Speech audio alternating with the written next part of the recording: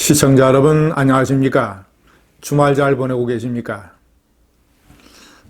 박원순 서울시장의 자살로 이제 서울까지 내년 4월에 보궐선거를 하게 됐으니 서울, 부산 그리고 몇 군데의 국회의원 선거까지 합치면 내년 4월 선거는 역대 최대 규모의 보궐선거가 됩니다.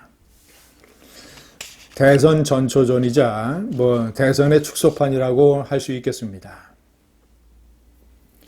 자, 그런데 중요한 것은 민주당이 당원에 규정된 대로 후보를 낼 수 있겠는가?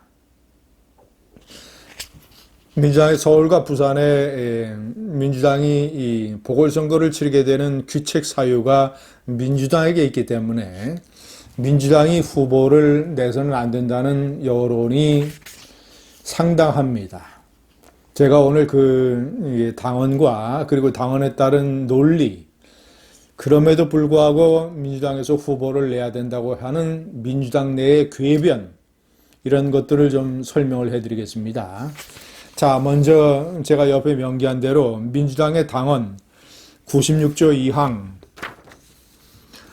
당 소속 선출직 공직자가 부정부패 사건 등 중대한 잘못으로 그 직위를 상실해 재보궐선거를 하게 된 경우 해당 선거구의 후보자를 추천하지 않는다.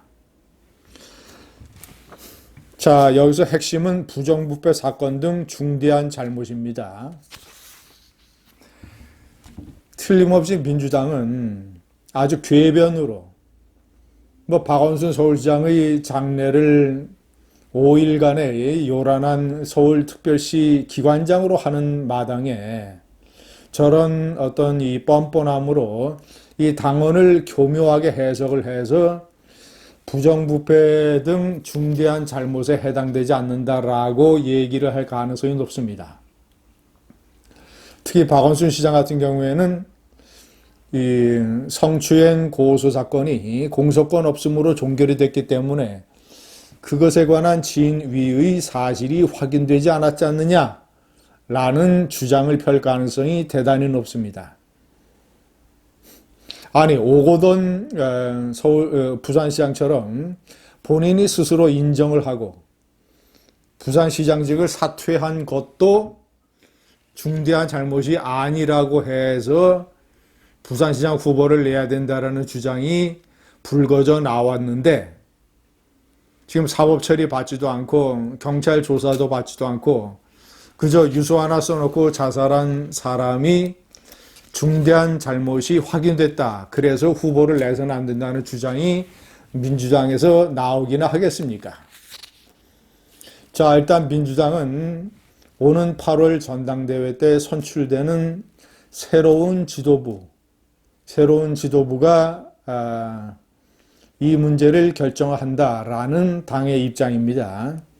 자, 그런데 지난 4월 달 오거돈 시장이 사퇴했을 때 최고위원 서열 1위인 박주민 의원, 민변 출신의 변호사죠. 이 박주민 최고위원이 개인적인 의견이라는 것을 전제로 해서 부산시장 후보를 내서는 안 된다는 주장을 했습니다. 그때 그는 당원 당규를 지켜야 된다라는 주장을 했습니다. 그런데 대표적으로 이에 반박을 해서 부산시장 후보를 내야 된다고 세게 얘기한 사람이 김두관 의원입니다. 한때 민주당의 대선 주자였죠. 김두관 의원은 4가지 희한한 논리를 댔습니다. 제가 오늘 그것을 소개를 해드리겠습니다. 첫 번째, 오거돈 전 시장의 성추행 사건은 개인적인 일탈이라고 얘기했습니다. 아니, 오 시장이 어디 불법 마사지 숍에 가서 돈 주고 무슨 성매매라도 했습니까? 개인적인 일탈이게?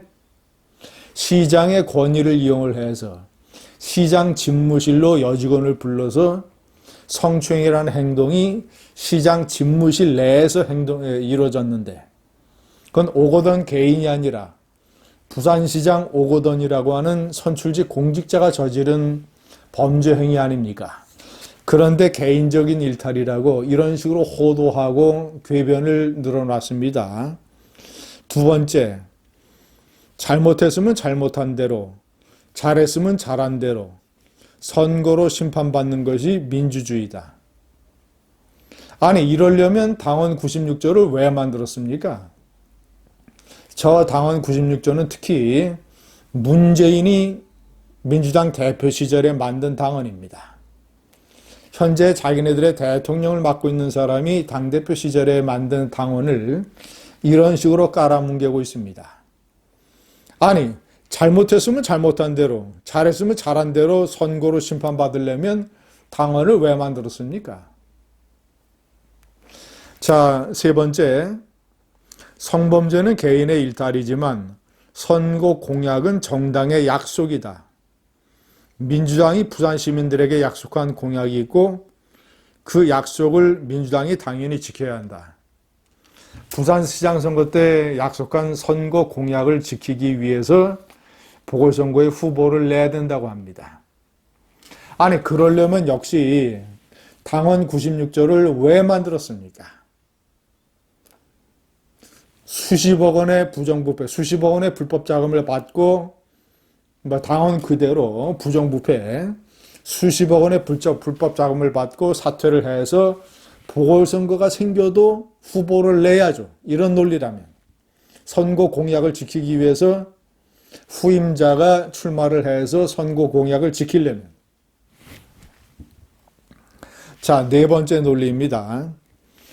자, 이 미래통합당을 비판을 하고 있습니다.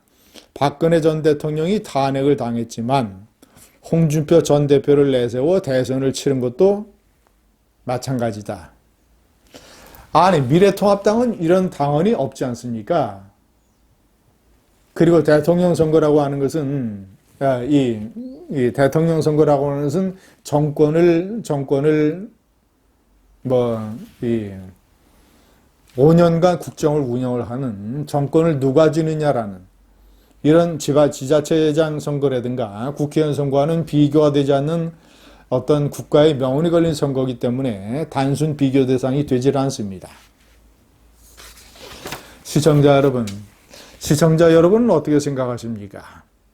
민주당이 후보를 낼 것 같습니까? 안 낼 것 같습니까? 틀림없이 내겠죠. 특히 서울시장 선거는 부산시장은 현재 자기네들이 가지고 있는 것을 보궐선거에서 진다고 해도 지난번 국회의원 선거 때 6석이 3석으로 줄어든 것처럼 부산, 경남, 울산의 민심이 좀 바뀌었기 때문에 어쩔 수 없는 패배다. 더군다나 오거돈의 성추행 의혹으로 우리가 분리할 수밖에 없다라고 이제 일종의 합리화 내지는 면피를 할 수 있을 것입니다. 자, 그런데 서울시장 선거는 일단 공소권 없음으로 사건 수사가 종결이 됐고 박원순 시장이 일단 자살이라고 하는 커다란 어떤 극단적인 선택으로 일종의 정치적인 행위로 이 모든 사안을 덮어버렸고 때문에 우리가 후보를 내지 않을 이유가 뭐가 있느냐.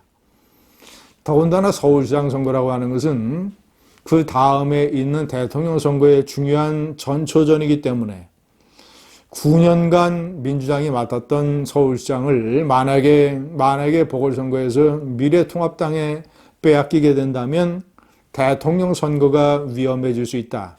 이런 논리로 아마 후보를 낼 것입니다. 감사합니다.